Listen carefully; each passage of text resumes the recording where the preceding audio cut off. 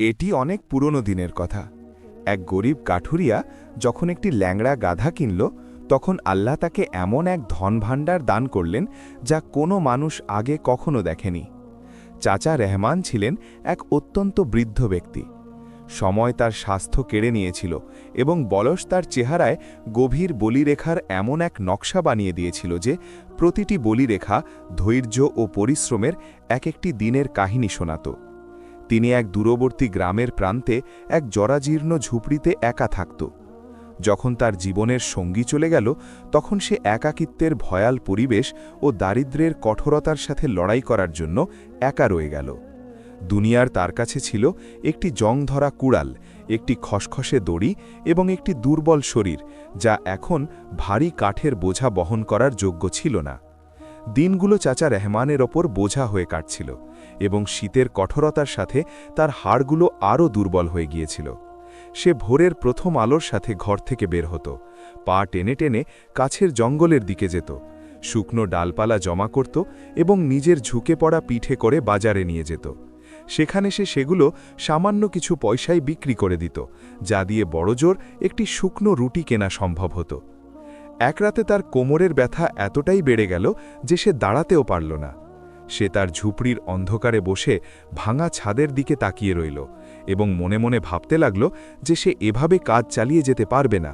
সে বুঝতে পারল যে তার একটি পশুর খুব প্রয়োজন, এমন কোনো পশু যে তার বোঝা বইতে পারে এবং জীবনের কঠিন সময় তার অবলম্বন হতে পারে। চাচা রহমান একটি পুরনো পুটলি খুলল, যা সে ঝুপড়ির মেঝেতে একটি পাথরের নিচে লুকিয়ে রাখত।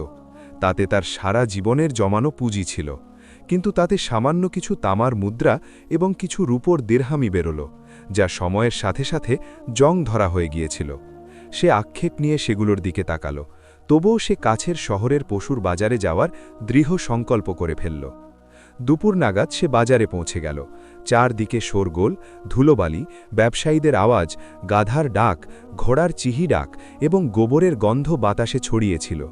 সে তার জীর্ণ কাপড় আর ফ্যাকাশে চেহারার সাথে ব্যবসায়ীদের মাঝখানে হাঁটতে লাগল। যখনই সে কোনো পশুর কাছে গিয়ে দাম জানতে চাইত, ব্যবসায়ীরা তাকে ঘৃণার সাথে দেখে তাড়িয়ে দিত, কারণ তারা জানত যে এমন ব্যক্তি কোনো পশু তো দূরের কথা, নিজের দড়ির দামও শোধ করতে পারবে না। চাচা রহমানের মন ভেঙে যেতে লাগল এবং তার চোখে জল ভরে এলো। যখন সে হতাশ হয়ে বাজার থেকে বেরিয়ে যাচ্ছিল, তখন তার নজর এক কোণে পড়ে থাকা এক অত্যন্ত দুর্বল গাধার উপর পড়ল। তার পাঁজর বেরিয়ে গিয়েছিল, শরীরে চর্মরোগ ছিল এবং সে মাত্র 3টি পায়ের ওপর দাঁড়িয়েছিল। চতুর্থ পা ব্যথার কারণে মাটি থেকে ওপরে উঠেছিল। সেটি ছিল একটি ল্যাংড়া গাধা, যা দেখে মনে হচ্ছিল যেন শেষ নিঃশ্বাস নিচ্ছে। রহমান সহমর্মিতা ছাকে তার কাছে গেল। গাধাটি তার নিভে যাওয়া বিষাদগ্রস্ত চোখে তাকে দেখল। রহমান কাঁপা গলায় মালিকের কাছে দাম জিজ্ঞাসা করল। লোকটি উপহাসের হাসি হেসে বলল যে সে তাকে নামমাত্র মূল্যে বিক্রি করে দেবে, যাতে তার খাবারের খরচ বেঁচে যায়, নয়তো সে তাকে কুকুরদের খাওয়ানোর জন্য জবাই করতে যাচ্ছিল। রহমান পকেটে থাকা সব অর্থ বিনা দ্বিধায় দিয়ে দিল এবং ল্যাংড়া গাধার দড়ি হাতে নিল। এই দৃশ্য দেখে বাজারের বড় বড় ব্যবসায়ীরা নেকড়ের মতো তার চারপাশে জড়ো হল। অট্টহাসি শুরু হলো। হীরের আংটি পরা আঙুলগুলো রহমান এবং তার গাধার দিকে উঠতে লাগল। বিষাক্ত বাক্যগুলো তীরের মতো বুকে বিঁধছিল, যেন তারা বলছিল যে এই বুড়ো এক চলন্ত লাশ কিনে এনেছে এবং তার বুদ্ধি একেবারেই লোপ পেয়েছে। চাচা রহমান একটি শব্দও বলল না। সে তিক্ততা গিলে নিল এবং নিস্তব্ধতার সাথে গাধাটিকে নিয়ে বাজার থেকে বেরিয়ে গেল। সে হাসাহাসি করা মানুষদের পেছনে ফেলে এলো, যারা জানত না যে এই দুর্বলতা ও ল্যাংড়াপনার পেছনে এমন এক রহস্য লুকিয়ে আছে যা গ্রামের ইতিহাস চিরতরে বদলে দেবে। ফেরার পথে এক অদ্ভুত মোড় এলো। যখনই রহমান গাধাটিকে চেনা ও পরিচিত রাস্তার দিকে ঘোরাতে চাইত, গাধাটি পাথরের মতো নিজের জায়গায় জমে যেত এবং যখন দড়ি ঢিলে ছেড়ে দেওয়া হতো, তখন সে জেদ ধরে অন্য এক রাস্তার দিকে এগোতে থাকত, এক জনমানবহীন ও ভয়ঙ্কর রাস্তা। চাচা রহমান এক পুরনো চৌরাস্তায় দাঁড়িয়েছিল। ডানের রাস্তাটি পরিচিত ও নিরাপদ ছিল, যা নূর গ্রামের দিকে যেত। অন্যদিকে বামের রাস্তাটি সংকীর্ণ, পাথুরে এবং কাঁটায় ভরা ছিল। এর ওপর এক ভয়ঙ্কর নিস্তব্ধতা ছেয়েছিল, যা শুধু বাতাসের শোঁ শোঁ শব্দ ভাঙছিল। এই রাস্তাটি বহু বছর ধরে জনমানবহীন ছিল এবং বয়স্করা এর সম্পর্কে জিন, জানোয়ার এবং এমন পথ হারানোর গল্প শোনাত যেখান থেকে ফিরে আসা সম্ভব নয়। রহমান গাধাটিকে নিরাপদ রাস্তার দিকে টানার চেষ্টা করল, কিন্তু সে হঠাৎ প্রচণ্ড জেদ ধরল। সে নিজের খুঁড় মাটিতে গেঁড়ে দিল এবং ঘাড় ঝাড়া দিয়ে জনমানবহীন রাস্তার দিকে টানতে লাগল। রহমান দুর্বল হাতে তাকে মারল এবং বকল, কিন্তু কোনো লাভ হল না। গাধার চোখে এক অদ্ভুত চমক ছিল, যেন কোনো অদৃশ্য শক্তি তাকে সেই রাস্তার দিকে টানছে। বৃদ্ধ এবং অসুস্থ পশুর মধ্যে টানাটানি বাড়তে লাগল। অবশেষে রহমানের শক্তি ফুরিয়ে গেল। তার ভয় হল পাছে গাধাটি তার হাতে মারা না যায়, তাই সে দড়ি ঢিলে ছেড়ে দিল। গাধাটি হঠাৎ অভাবনীয় ক্ষিপ্রতার সাথে দুর্গম রাস্তায় চলতে শুরু করল এবং রহমান ভয় ও অস্থিরতার সাথে তার পেছনে হাঁটতে বাধ্য হল। আর যেমনই সেই জনমানবহীন রাস্তায় এগোল, আসল পরীক্ষার সূচনা হয়ে গেল। মাটি সমতল ছিল না। ধারালো ঝোপঝাড়ের নিচে লুকিয়ে থাকা গর্তগুলো প্রতি পদক্ষেপে ওত পেতেছিল। সেগুলো রহমানের জীর্ণ পোশাককে আগের চেয়েও বেশি ছেড়ে দিচ্ছিল এবং কাঁটাগুলো তার দুর্বল শরীরের সাথে আটকে গিয়ে তার নরম চামড়াকে ছিলে দিচ্ছিল, যার ওপর দিয়ে গভীর লাল রক্তের রেখা ফুটে উঠছিল। প্রতিটি কদম তার কাছে দ্বিগুণ শক্তি চাইছিল। যখন সূর্য অস্তাচলের দিকে ঝুঁকে পড়ছিল এবং পাথরের মাঝখানে লম্বা ছায়াগুলো ছড়িয়ে পড়ে ভয়ঙ্কর রূপ নিচ্ছিল, গাধাটি এক মুহূর্তের জন্যেও থামল না। এমনকি সে পেছন ফিরে তার মালিকের অবস্থাও দেখল না। সে এমন ক্ষিপ্রতায় হাঁটছিল যা তার অসুস্থ শরীরের সাথে মানানসই ছিল না। তার ল্যাংড়া পা সত্ত্বেও সে পাথরের ওপর লাফিয়ে ঝাঁপিয়ে এগিয়ে যাচ্ছিল, যেন রাস্তার প্রতিটি ইঞ্চি তার মুখস্থ। অন্যদিকে রহমান হাঁপাচ্ছিল, বারবার হোঁচট খাচ্ছিল এবং তার ছিঁড়ে যাওয়া জুতো এখন তার পাকে ধারালো পাথর থেকে বাঁচানোর যোগ্য ছিল না। দুর্ভাগ্যের এক মুহূর্তে রহমান এক পিচ্ছিল পাথরের ওপর পা রাখল। তার ভারসাম্য বিগড়ে গেল এবং সে সজোরে উপুর হয়ে মাটিতে পড়ে গেল। তার হাঁটু শক্ত পাথরের সাথে ধাক্কা খেল এবং একটি ধারালো পাথর তার পায়ের তলায় বিঁধে গেল। ব্যথার এক চিৎকার তার মুখ দিয়ে বেরোল, যার প্রতিধ্বনি জনমানবহীন উপত্যকায় ছড়িয়ে পড়ল।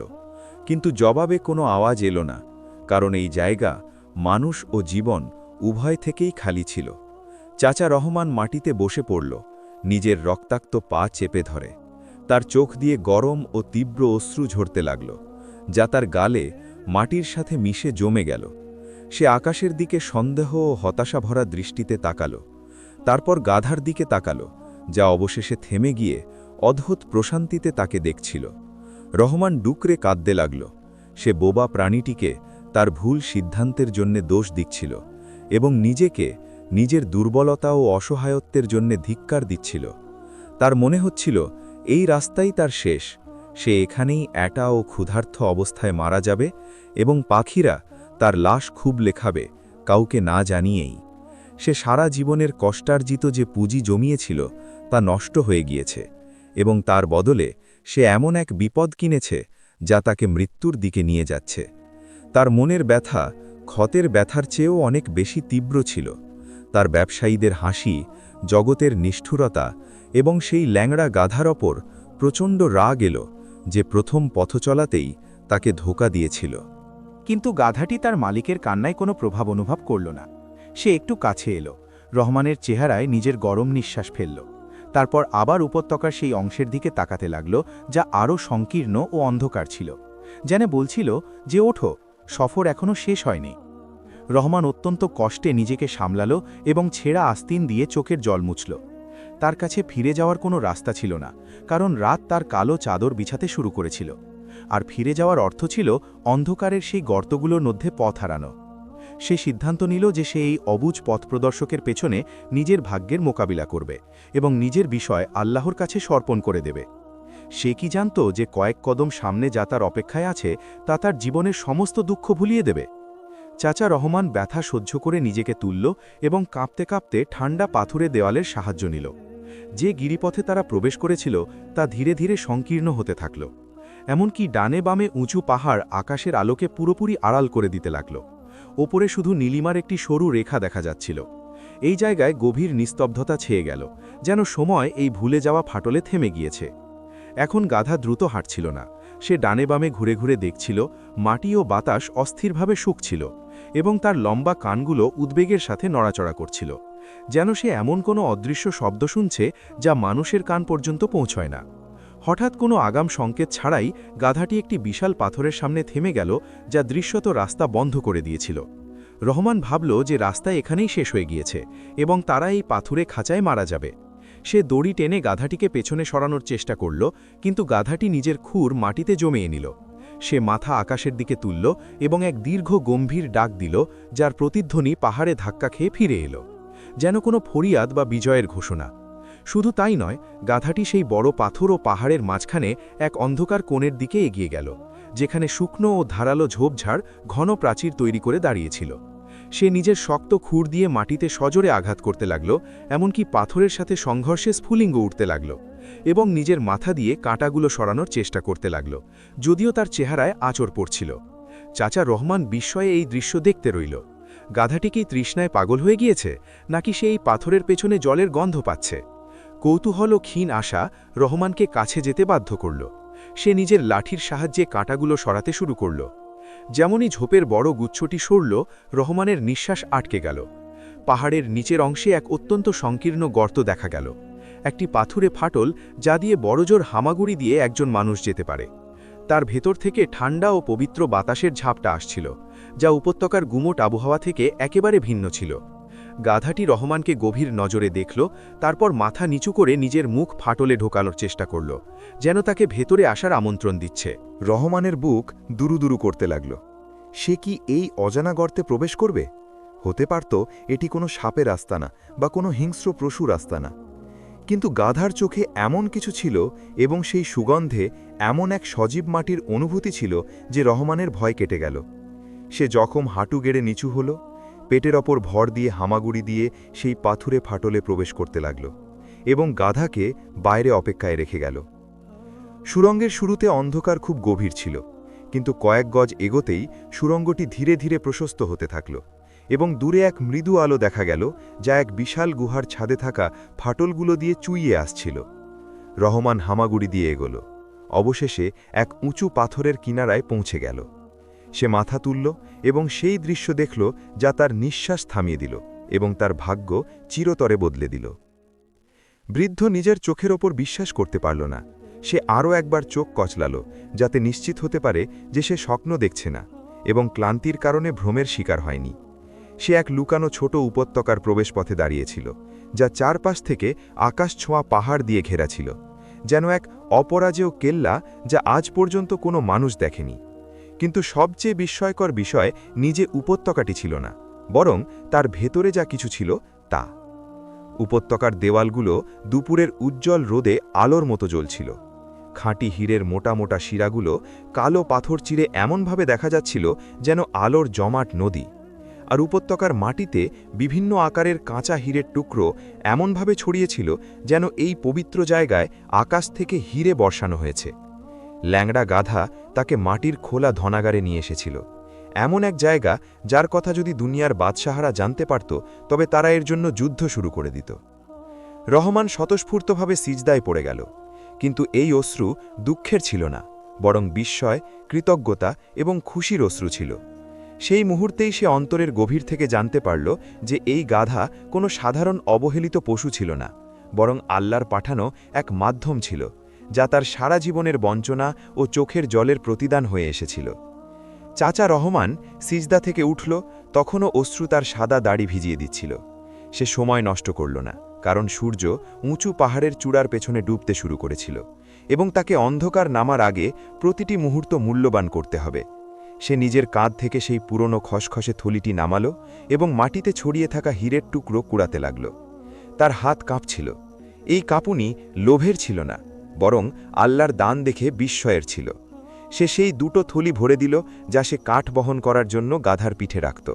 সে ছোট ও মাঝারি টুকরোগুলো বেছে নিল যা বহন করা সম্ভব ছিল, এবং বড় বড় হীরের শিরাগুলো পাথরেই থাকতে দিল, এই বিশ্বাস নিয়ে যে আল্লাহ যে রিজিক বরাদ্দ করেছেন তা সংরক্ষিতই থাকবে। সে থলিগুলো তুলে ফাটল দিয়ে বাইরে নিয়ে যাবার চেষ্টা করল, কিন্তু সেগুলো ছিল অত্যন্ত ভারী, জীবনে বয়ে আনা যে কোনো কাঠের বোঝার চেয়েও অনেক বেশি। হাঁপাতে হাঁপাতে পুরো শক্তি দিয়ে সে এক একটি থলির টেনে সংকীর্ণ সুড়ঙ্গ দিয়ে নিয়ে গেল। অবশেষে উপত্যকার বাইরে বেরিয়ে এলো, যেখানে ল্যাংড়া গাধা তার অপেক্ষায় ছিল। সেই পশু নিজের জায়গায় স্থির দাঁড়িয়েছিল, না সে নড়ল না শুকনো ঘাস খাবার চেষ্টা করল। সে গুহার মুখকে এমন প্রশান্ত চোখে দেখছিল যেন সবকিছু জানে। রেহমান হিরে ভর্তি থলিগুলো গাধার পিঠে বেঁধে দিল এবং তার ওপর শুকনো ডালপালা ও পুরনো ঘাস দিয়ে দিল, যাতে ফেরার পথে যদি কেউ দেখাও পায় তবে তাদের আসল পরিচয় গোপন থাকে। বোঝা ভারী ছিল, কিন্তু আশ্চর্যের বিষয় ছিল এই যে এবার ল্যাংড়া গাধাটি না কাঁতরালো আর না তার পিঠ বোঝার ভারে নুয়ে পড়ল। সে এক অদ্ভুত মহিমা নিয়ে সোজা হয়ে দাঁড়িয়ে রইল, যেন মাটির হিরে তাকে কোনো অদৃশ্য শক্তি দান করেছে, অথবা সে জানে যে সে নিজের পিঠে ন্যায় বিচারের চাবিকাঠি বহন করছে। ফেরার সফর রাতের অন্ধকারে শুরু হলো। রেহমান নিজের পশুর সাথে সাথে হাঁটছিল, সে তাকে পাহারা দিচ্ছিল এবং সেই কাঁটা ভরা পথেই পুনরায় চলতে হলো। কিন্তু এবার সেই পথটি সংক্ষিপ্ত ও সহজ মনে হচ্ছিল। বৃদ্ধ জখম পায়ের ব্যথা অনুভব করল না, আর না শীতের কামড়। বিশ্বাসের উত্তাপ তার বুক ভরে রেখেছিল। পরদিন ভোরের আলোর সাথে রেহমান গ্রামের প্রান্তে পৌঁছে গেল। বাজারে জীবন আবার জেগে উঠেছে। ব্যবসায়ীরা নিজেদের দোকান খুলছিল, হাসি মুখে আগের দিনের ব্যবসার গল্প শোনাচ্ছিল। রেহমান নিজের গাধাকে নিয়ে বাজারে প্রবেশ করল। সেই ছেঁড়া কাপড়, সেই জীর্ণ দশা। শুরুতে কেউ তার ওপর মনোযোগ দিল না, কিন্তু যখন সে ময়দানের মাঝখানে পৌঁছাল, যেখানে সেই বড় বড় ব্যবসায়ীরা বসেছিল যারা কাল তাকে নিয়ে ঠাট্টা করেছিল, তখন আওয়াজ আবার চড়তে লাগল। একজন ব্যঙ্গ করে হেসে উঠল, দেখো, সেই মরা পশু কেনা ব্যক্তি ফিরে এসেছে। কেন রেহমান, কিছু নুড়ি পাথর কুড়িয়ে এনেছ আমাদের কাছে বেচার জন্যে? সবাই হেসে উঠল। অন্যজন বলল, মনে হয় এর ল্যাংড়া গাধা এখন শুকনো কাঠের বোঝা বুইতে শুরু করেছে, দেখো ওজনে কেমন নুয়ে পড়ছে। রেহমান তাদের কথার কোনো জবাব দিল না। সে পূর্ণ মর্যাদার সাথে বাজারের একেবারে মাঝখানে থামল এবং তাদের এমন নজরে দেখল যাতে আত্মসম্মানের এমন এক চমক ছিল যে তাদের কথা মুহূর্তের জন্য বন্ধ হয়ে গেল। সে সেই ব্যবসায়ীদের একজনের কাছে গেল যে তাকে কাল ঠাড়িয়ে দিয়েছিল এবং বিক্রির জন্য রাখা আটার এক বড় থলির দিকে ইশারা করল। ব্যবসায়ী তাচ্ছিল্যের সাথে জিজ্ঞাসা করল, কত দিয়ে? তাকে না দেখেই ব্যবসায়ী বলল, এটা তোমার মতো লোকেদের জন্য নয় বুড়ো, যাও রুটির দোকানে পড়ে থাকা টুকরো খোঁজো। ঠিক সেই মুহূর্তে গাধাটি তার নিজস্ব ঢঙে হস্তক্ষেপ করার সিদ্ধান্ত নিল। সে তার পিঠ থেকে একটি মাছি তাড়ানোর জন্য ঝাঁকুনি দিল। থলিগুলো জোরে নড়ে উঠল এবং যেহেতু সেগুলো পুরনো ও জীর্ণ ছিল, তাই ভেতরে থাকা ভারী পাথরের চাপ সহ্য করতে পারল না। একটি থলির পাশ ফেটে গেল এবং তার ভেতরের জিনিসগুলো মাটিতে পড়ে গেল এমন এক শব্দের সাথে, যা কাঠের ছিল না, না সাধারণ পাথরের, বরং ভারী ধাতুর সংঘর্ষের এক বিশেষ প্রতিধ্বনি ছিল। একটি বড় খাঁটি ও কাঁচা হিরে হাতের মুঠোর সমান গড়াতে গড়াতে এলো এবং ঠিক সেই ব্যবসায়ীর পায়ের নিচে গিয়ে থামল। তারপর আরও একটি, তারপর আরও একটি, শেষ পর্যন্ত হীরের এক ছোট ঢিবি তৈরি হয়ে গেল, যা ভোরের রোদে ঝকমক করতে লাগল। বাজারে এক ভয়ঙ্কর নিস্তব্ধতা ছেয়ে গেল।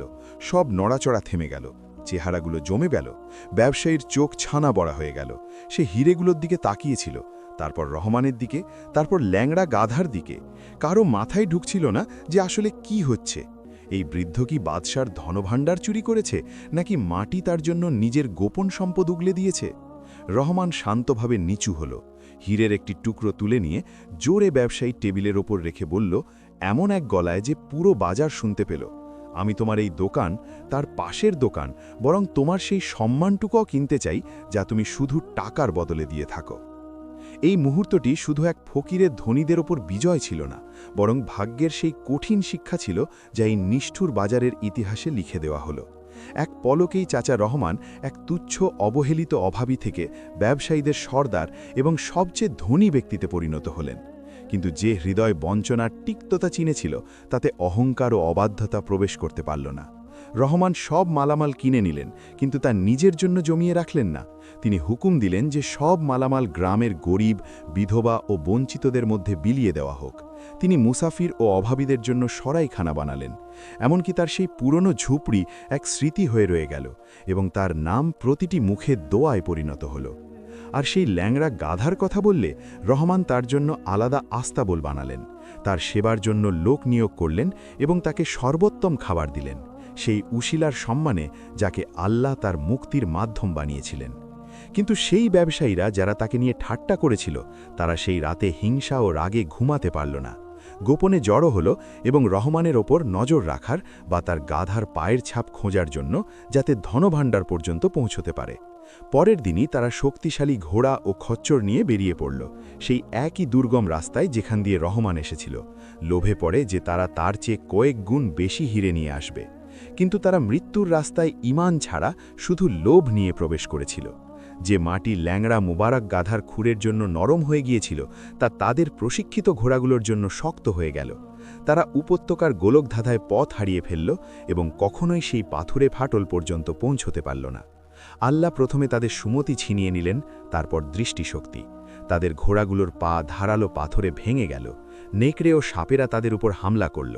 অবশেষে তারা অনেক দিন পর গ্রামে ফিরল, ছেঁড়া কাপড়, ভাঙা মন এবং ধ্বংস হওয়া স্বাস্থ্য নিয়ে, এমন এক মরীচিকার পেছনে যা তাদের তকদিরে লেখাই ছিল না। আর চাচা রহমান বাকি জীবন একটাই কথা বারবার বলতে থাকলেন। যেই তাকে তার ধন সম্পদের রহস্য জিজ্ঞাসা করত, তিনি বলতেন, আল্লাহ কখনো কখনো তার রিজিক তার সৃষ্টির সবচেয়ে দুর্বল হাতে লুকিয়ে রাখেন, আর মুক্তির চাবিকাঠি সেই সব লোকেদের দিয়ে দেন যাদের আমরা উপহাস করি। তাই কোনো পুণ্যকে তুচ্ছ মনে করো না, আর এটা ভেবো না যে রিজিক শুধু চালাকি দিয়ে পাওয়া যায়। তা তো আল্লাহর পক্ষ থেকে সেই হৃদয়ে পৌঁছনো হয় যা পরিষ্কার। এখানেই আমাদের গল্প শেষ হচ্ছে। প্রিয় বন্ধুরা, আপনারা আমার ভিডিও কোন দেশ থেকে দেখছেন? এই গল্পটি আপনাদের কেমন লাগলো কমেন্টে আপনাদের মতামত অবশ্যই জানাবেন এবং আমাদের চ্যানেলটি সাবস্ক্রাইব অবশ্যই করবেন। পরবর্তী গল্প পর্যন্ত খোদা হাফেজ।